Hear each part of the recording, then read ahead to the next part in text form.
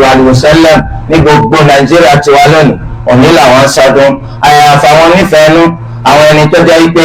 àìmọ̀kan nídìí ẹ̀sìn òun náà ni wọ́n fi ń sọlá wọ́n ń tẹ̀lé èrò orí àwọn èèyàn kan àwọn ẹni tó jẹ́ pé àwọn gan dán kankan mà tí wọ́n ṣetán láti sìn ín lọ́nà tẹ́ bá sọ rálẹ̀ àwọn tí wọn ò ní sọdún lónìí tí wọ́n mọ̀ pé fẹ́ẹ́nu náà ni wọ́n fi bẹ̀rẹ̀ a sì ti sọ pé òfin ṣẹ̀ríyà òun náà ni pé gbogbo ń ta bá fi fẹ́ẹ́nu bẹ̀rẹ̀ ìfẹ́ẹ́nu náà la fi parí ẹ̀ subhanallah gbogbo wa iná la mọ̀ pé orígun àkọ́kọ́ nínú orígun ẹ̀sìn Islam eléyìí tó lọ́wọ́ fi rán Nabi Muhammad sallallahu alayhi wa sallam ọ̀nà ni ashhadu an la ilaha illallah wa ashhadu anna Muhammadan abduhu wa rasuluhu ay shahadatu an la ilaha illallah wa anna Muhammadan abduhu wa rasuluhu kájẹ́rì ike kò sí ọba kan tó tọ́ láti fòdodo jọ́sẹ̀ fún àyàfi Allah kátó-jẹ́rì ike anabi wa Muhammad sallallahu alayhi wa sallam ìránṣẹ́ rẹ̀ ni kí wọ́n á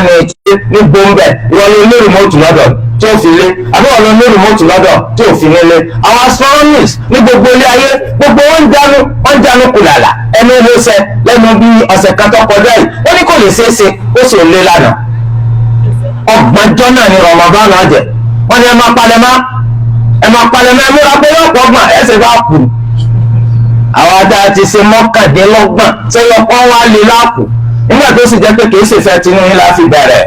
sunna anabi sallallahu alayhi wa sallam la fi bẹ̀rẹ̀ alọ́rọ̀ yín ọ̀dẹ́ àmọ́ kankan ọ̀rọ̀ yín tẹ́ sọ pé kúlùtù ó ṣe déédéé búlùtù kò sí yàtọ̀ láàrin méjèèjì kò ní tìmọ̀ kankan bíi ti wùlé kéré ma àwọn sọkúsọ náà ní Nàìjíríà ti wá ń bì lọ́fọ̀kànbalẹ̀ ẹjọ́ Monday lọ́dún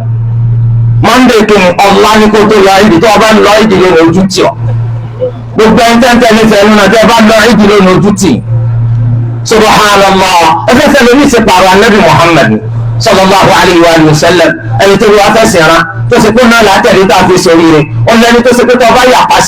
yapa sí ọ̀nà àti sórí rẹ̀ ó dì mọ́ láyé ń bí kò ní ṣeéṣe fún ọ tó bá di lọ́la gbẹ̀ndẹ̀ qiyamah adúpẹ́ fún Allah wípé ní gbogbo orígun mẹ́rẹ̀ẹ̀rin ilé ayé àwọn kan máa ṣẹ́kù títí dọ́jọ́ gbẹ̀ndẹ̀ qiyamah gẹ́gẹ́ bí hadith anabi Muhammad sallallahu alayhi wa sallam la tazalu ta'ifatun min ummati qa'imatan ala al-haqq la yadurruha man khalafaha wala man khadalaha hatta ya'ti amrullah wa hum ala dhalik anabi sallallahu alayhi wa sallam wọn náà wọn kọ òníyẹ wọn ò ní gbò wọn ò ní yé bẹ lórí òdodo eléyìí tó wù ẹlẹ́dàá wa tó fi rán mi wọn ò ní kú òróró rẹ̀ àwọn ẹni tí wọ́n yapa sí wọn àtàwọn ẹni tó wù wọ́n dànù wọn ò ní rí wọn gbèsè títí tí àṣẹ olúwa ẹlẹ́dàá wọn fi dé alhamdulillah pé ní gbogbo orígun mẹ́rẹ̀ẹ̀rin ilé ayé ara àwọn ẹni tó ṣe é pé wọ́n tẹ̀lé sunna anabi Muhammad sallallahu alayhi wa sallam wọn ò fi sunna yìí sílẹ̀ adúpẹ́ fún